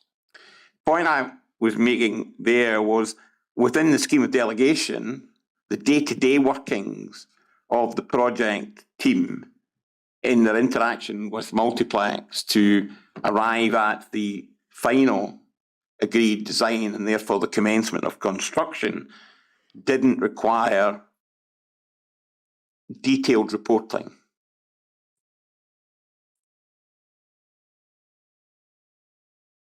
And I think you make the point in paragraph 71 that if you'd come to the board, the way the board was set up, you didn't have the technical expertise to judge anything. No, what would happen at the board would be, depending on what was being presented in front of them, the board members, and or, you know, of which I was one, we would have the ability to quiz the project director. But if the board rejected his recommendation, if there was a recommendation in the paper to do something, that results in the project director taking the paper away, not in the board designing or contributing to an alternative proposal there and then. You know, so the board receives the paper and in it he asks, can I do X? The board says no. The project director then goes away to look at it again. The board don't say, you can't do that, but you can do this. The board don't, in the discussion, come up with an alternative solution on the day. So fairly limited links. That goes back to your disconnect point from earlier. Well, it's reference to the point I was making is that had the detailed design come up to the board, there were limited, if any, abilities for those of us sitting around the board to say, I don't like the outcome of that. It should be something else. What would happen if you got into that level of detail would only be the board saying, well, I'm not happy that that's right. Can you go back to the clinical, the technical, or Multiplex and ask X or Y? Yeah, so I think you express this if you go to page 26, in paragraph 92. You say, well, what the board drove were public meetings, parliamentary processes, getting through Scottish Government guidance and regulation. But when you get to delivery, the board gets the money and basically hands it over to the project team to do the work. Is that right? Yes, except I've never worked with a group of finance directors that would ever let money go to anybody. There would be a process of having to earn it. But yes, what effectively happens is that the board, having done all the heavy lifting up to that point, hands the heavy lifting over to a more competent group to take the next stage forward. And that's essentially the project team. Correct, and that is, as you've seen from your evidence and my comments and other people and papers you sent to me, that broke down into two. There was the procurement strategy and then the procurement process resulting in Multiplex in December 2009. And then the project team evolved. Helen moved on to a new role down south because her area of kind of expertise was kind of moving away from where she was. It was moving into a very technical role. And then in the period 2010-11 was the signing off of the detailed design and then the start of the construction. So yes, the board really kind of stepped back. And what came to them then was project director papers. So there's a number of papers came from Helen setting out at different stages what the procurement strategy was, how we were going about it, then the procurement strategy, then the recommendation about who the successful bidder should be, or rather the term prepared bidder, and then the outline and then final business case. By the time of the final business case, Helen had moved on, and that was put together by a group of directors on the board, inputting into the various sections.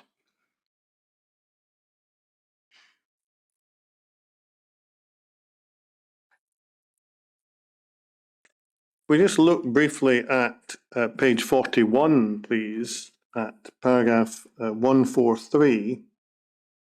Where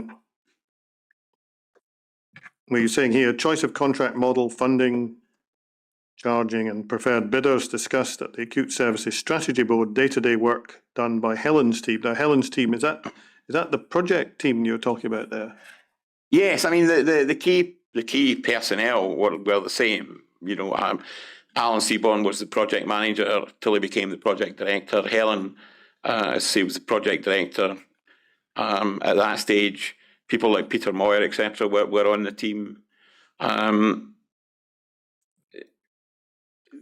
you've answered at the end of that paragraph, unfortunately for you, in a way that's prompted yet another question, where you say the project team would take these operational technical decisions and they would be formally reported to the board where necessary, which inevitably is going to prompt somebody to come back and say, well, where can we go and look up how we find the definition of where necessary? And I think your answer in 144 is it was not written down.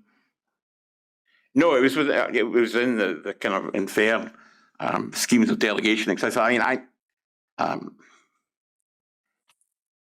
I've tried to generalise throughout the statement that the big issues that would go back to the board automatically, i.e. that they would never be delegated to directors, including myself, were total finance, clinical specification, and by that I mean the services going in and the scale of the project that we'd agreed to buy for that amount of money.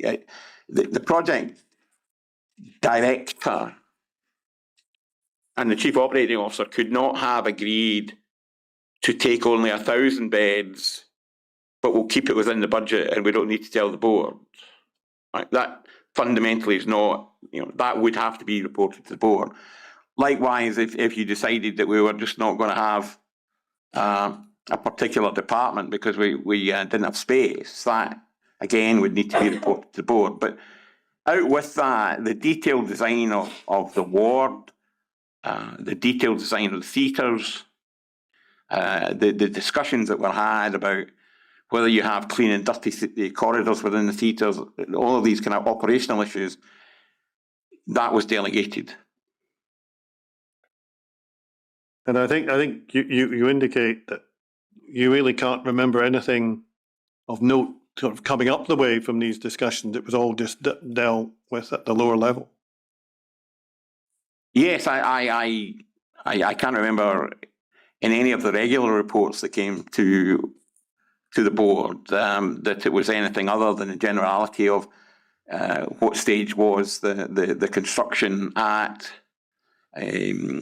were we within the time frame of the critical path, were the finances going out in line with the cash flow expectation, because we had as I referred to in the report, one of the things we had to monitor was the cash flow, because although the government could sign off that we could spend 842 million, in each of the financial years, there was a cap in the amount we could spend. So in other words, Brookfield multiplied couldn't get too far ahead because we wouldn't be able to pay, because the government had allocated a certain amount of capital to be spent in that year.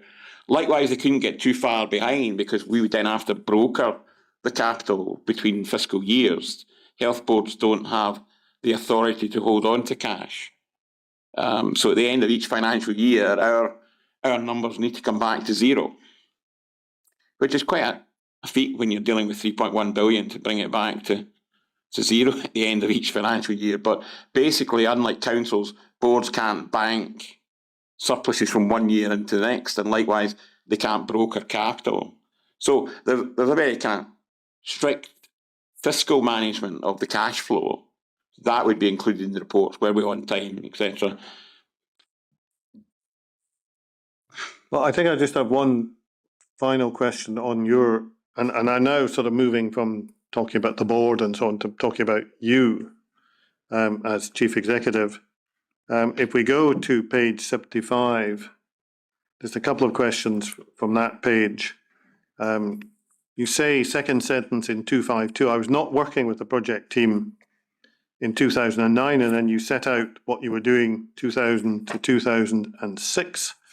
And then you say, at that point, my hands-on leadership role stopped and the responsibility for procurement, design, accommodation, employers' requirements passed down to COO and the director of the project, Helen Byrne. Yeah.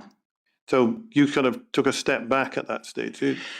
Well, the actual question I was asked was, given my experience and my role with the acute services strategy and as chief operating officer, I think the question I was asked was, surely you couldn't have stepped back and just let it go because you'd been involved with it so intimately from the beginning. And the answer was, when I was appointed chief executive of the board, the chairman and the board members made it very clear that I wasn't the chief operating officer, I was the chief executive, and I had to deal with the wider responsibilities and not stay within the acute sector. So that was the point I was trying to make, is that I played a significant role through the strategy formation, through the procurement in the context of getting political approval for the funding, and then handed the project over to take it from that stage through. So my responsibilities for the project, which is what the question was at the time, was similar to the board's, that we were handling all that kind of external political and policy issues. And then from 2007 onwards, 2007 to 2009, I still had an involvement as chief operating officer with the decisions taken about the procurement strategy. That was linked to getting the funding. And then on being appointed to the board, I kind of stepped back. So you're going to finish that narrative in 253 in these terms. You say, I never knew what was in the building, never asked in detail what was in the building, because the building specification was made up by the individual clinical teams saying what they needed and what they wanted. And then there's a discussion about the bed model, which is the numbers. Yes. I know you come back to when we come to talk about the infectious diseases unit, because that impacted on your bed numbers. But otherwise, you're not really on top of any detail as to what's in the building at all, other than anything you pick up incidentally from casual discussion. Correct. And as I explained during conversations, in the period 2007 through to 2010, there was a series of capital schemes that were what we refer to as the first phase of creating the acute services configuration. We built the regional neonatal unit at the Southern General Hospital as it was then, to create the capacity to handle, firstly, the transfer of the Queen Mothers, and then, in more detail, the transfer of the Children's Hospital. We then built the ambulatory care hospitals, and we built the new cancer centre at Gartnavel. All four of those projects were ongoing, led by individual project directors. And to this day, I think I can say that I have been in less than 10% of all of those buildings, and mostly recently as a patient rather than as the chief executive of the board. So that was the kind of norm for the projects. You establish a project director to lead it, you establish a project team, and you procure. Well, I was going to go on to another topic, but I'm conscious we're sort of almost at 4 o'clock. Well, I'll be guided by you, Mr. Connell. If you want to take a break now, we'll take a break now. Well, no, I mean, maybe I should take one more topic and then Very well. try and finish. I want to ask you about some of the things you've said about hematoncology in your witness statement. Yeah.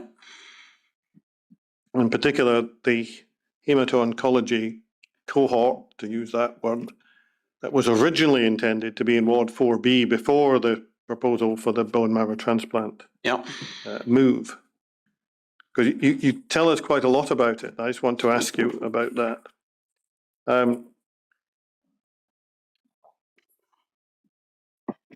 In your witness statement at page 22, and I'm just going to refer you to the places in which you mentioned this. You say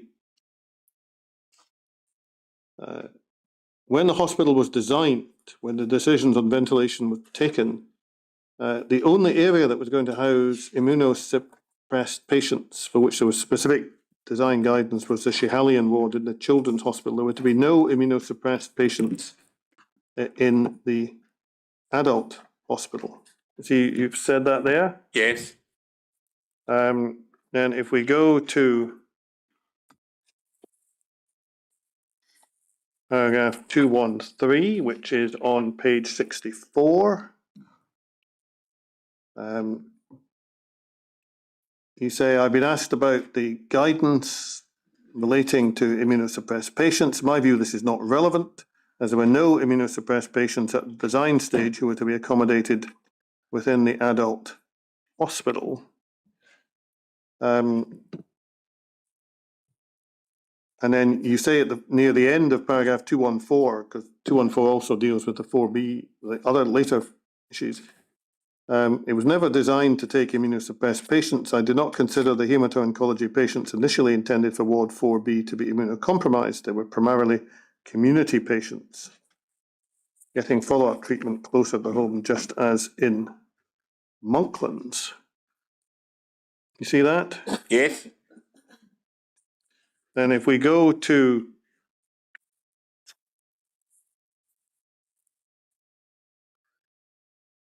just get the right numbers, 222, I think.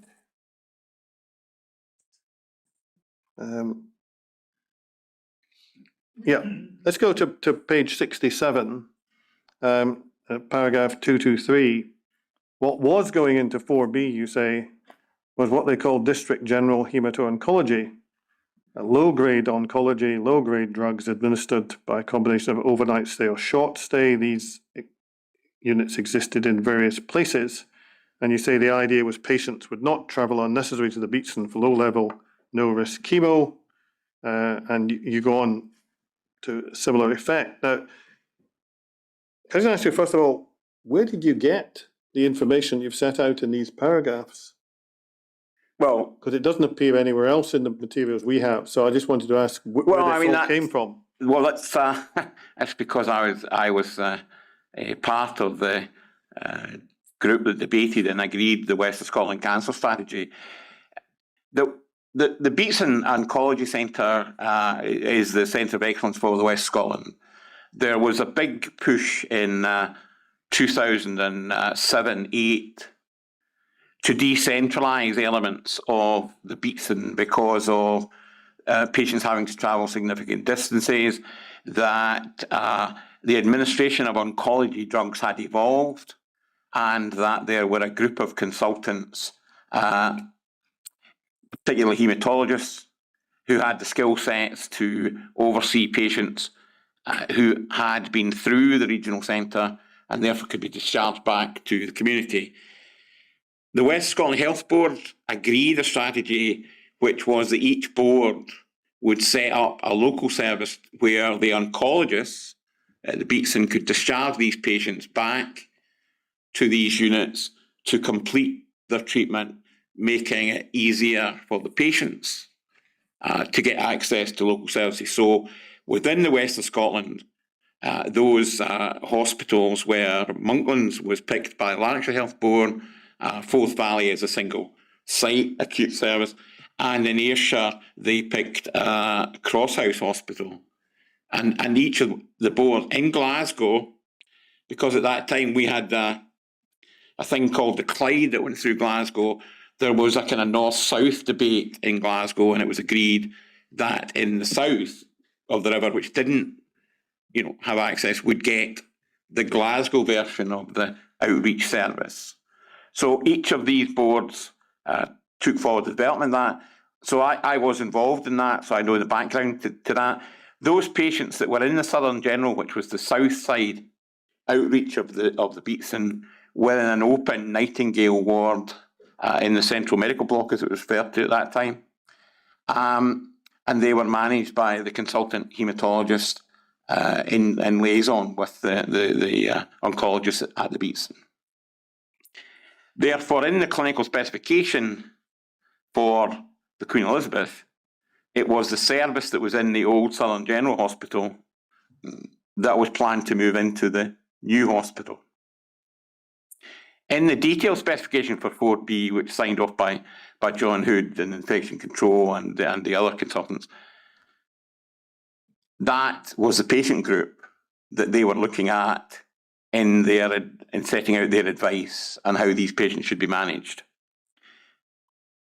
I don't recognise those as immunocompromised patients in the context of the way I would recognise the Beatson patients as being, particularly in adult bone marrow transplant and in children's bone marrow transplant, as being immunocompromised. The process that was followed to create the employer's requirements, Mr. Calderwood, included the creation of things called clinical output specifications. Yes. And for our purposes, there was one, for instance, for the Schehallien, which wasn't very successful. And there was one for what was originally intended to be Ward 4Bs, because this is before the Beatson proposal comes in. Now, if we could look at bundle 16 at page 1595.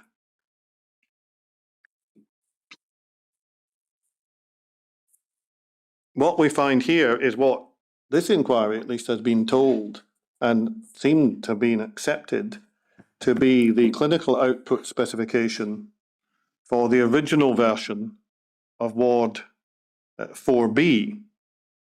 Yes. This was recognised by... Is this the same thing as you've previously described as Dr.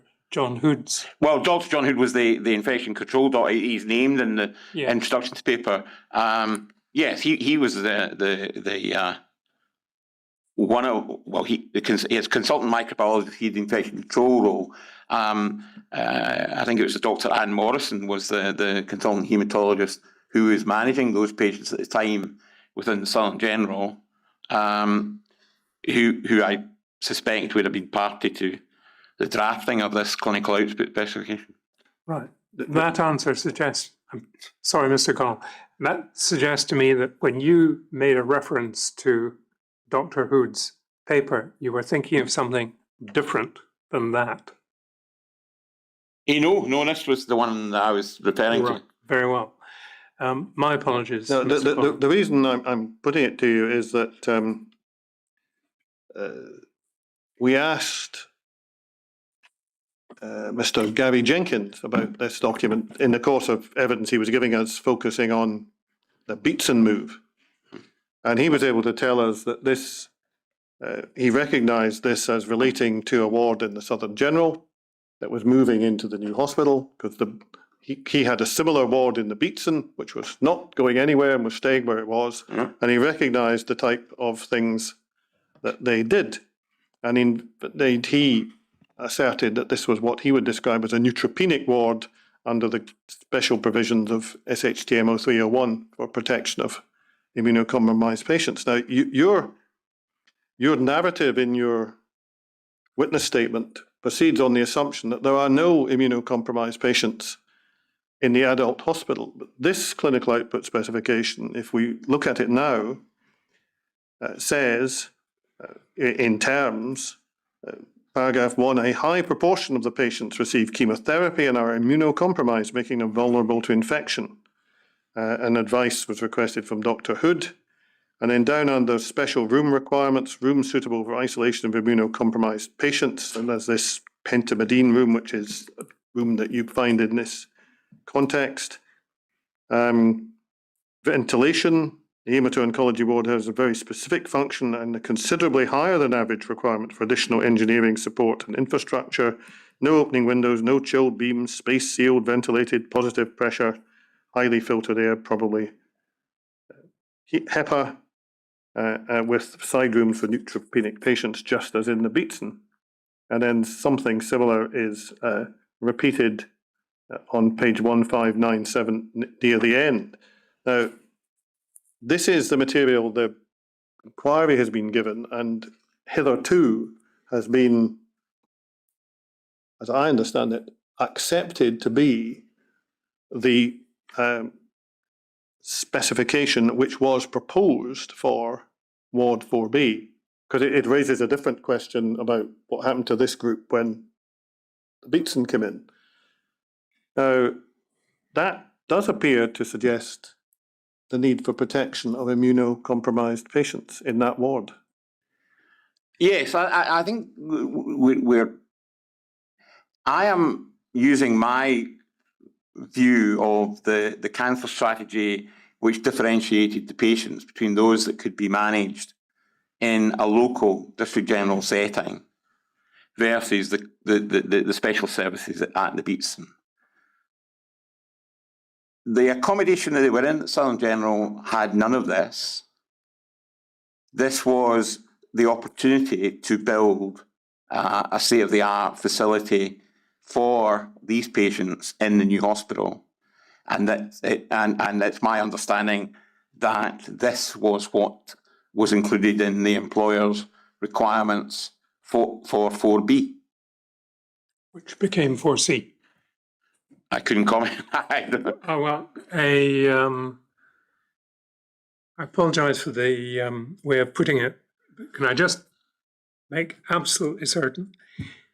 Do you recognize that as a specification for the provision within the Queen Elizabeth of the service which had previously been provided in a possibly old-fashioned Nightingale ward built in 1850. Yes. B7 of the Southern General? Yes. Yes. Right. So when you said that there were not going to be immunocompromised patients in the adult hospital. Yes. These are my words and my understanding of the cancer strategy and the service that existed at that time in the Southern General Hospital. But if you take this document at face value, there were going to be immunocompromised patients needing particular protections, according to the writer of this document. Yes, but I'm not sure the point we're trying to make here. The point I'm trying to make is that in 2007, the service that existed in Southern General Hospital was moving into the new hospital because the whole of the Southern General was being knocked down. This document is a perfect opportunity to create significant betterment to those patients in the new environment compared to what they had. However, as we might go on to talk about later, clinical services evolve. So by 2009, when John Hood was doing this, the group of patients who might be susceptible to be able to be transferred from the Beatson to local district general hospitals would evolve in exactly the same way as when we got on to talk about the adult bone marrow transplant. Those services evolved between the board taking a decision in 2008 not to move them, to then taking a decision in 2013 of the need to move them, because the clinical development had moved on and other issues became relevant and the board had to revisit this decision. So this, to me, is a perfectly good upgrade of the service to make it fit for the patients that probably existed in 2009 and could be expected to be in this outreach service by 2015. So yes, that's what the board expected to get in 4B. Okay. Just to follow my Lord's question a moment or two ago, we're going to come shortly to talk about the issues that arose from 2013 onwards in relation to the BMT unit. Yes. But in broad terms, what we've got on the screen at the moment was what was originally proposed for Ward 4B. Then the BMT unit was to come in, and the Ward 4B cohort was to move to Ward 4C. Is that correct? I don't know that. No, my understanding was that the inpatient beds were to be expanded to accommodate the greater number of patients predicted if we moved the adult bone marrow transplant across. So yes, that would probably refer to 4C, the clinical adjacency. But if you look at the specification, all of the debates about 4B's acceptability to take the next level up of compromised patients was where the whole debate starts about the betterment. In other words, this was deemed not good enough to go to the adult bone marrow transplant. And we've debated in my statement in the comment that the board provided capital funds in 2013 to enhance this specification to a higher specification, which still didn't meet the views of the infection control team as being acceptable. We then spent another sum of money in late 2015 to try and improve it again.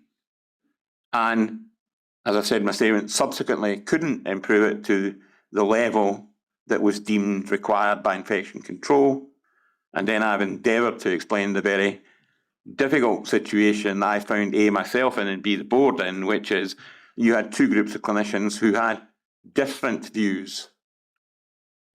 So the cancer clinicians considered the risk of patients being compromised, being on the gap naval site with no access to acute medicine and critical care, versus the view of the infection control doctors that the environment was such that the patients could be at risk of being infected. Yep. I rather suspect Mr. Connell will suggest that we take that, what you've just explained to us, in a more step-by-step basis, but just just to make sure that I'm clear about this. The document we have in front of us, which was either drafted by Dr. Hood or with his advice, was not describing the bone marrow transfer service. Correct. Because as at the date of that, that service was to remain in the beats. Correct. Right. Well, Mr. Connell, subject to any further question you have, it may be we've reached a point to break. Well, I'm just really going to ask one follow-up, just because my Lord has raised it. I don't want to ask you about what you tried to do to suit 4B to take BMT patients, because we can do that separately and probably tomorrow. What I do want to ask you is a sort of follow-up to the answer you gave and then went off to talk about 4B a minute or two ago. This clinical output specification, which has been regarded by some commentators that we've heard from as quite a good one. It's got a lot of detail in it about the environment and so on. It hasn't got everything, but it talks about what Mr. Jenkins said was a neutropenic ward under SHTML 301. It talks about a ward which, if you looked up that guidance, you would find reference to 10 air changes an hour, 10 pascals of positive pressure and other requirements. If this is describing correctly the cohort of patients that were anticipated to go into 4B, and they were then being, let's just use the word displaced, not a pejorative word, but moved because a late decision was being made to bring in the bone marrow transplant unit after the hospital was half built. The indications the inquiry has had is that they were going into, in effect, Ward 4C. And would that not indicate that this same group of patients described in this specification would require the same kind of protections in wherever they were moved to? Yes. And that, my Lord, I think would be an appropriate point to break for this evening. I will be returning to the tale of the bone marrow transplant unit and the different issues that arose with it subsequently. Well, we'll convene again, Mr. Calderwood, all being well, tomorrow morning. So could I ask you to return for a 10 o'clock start? Certainly, Lord.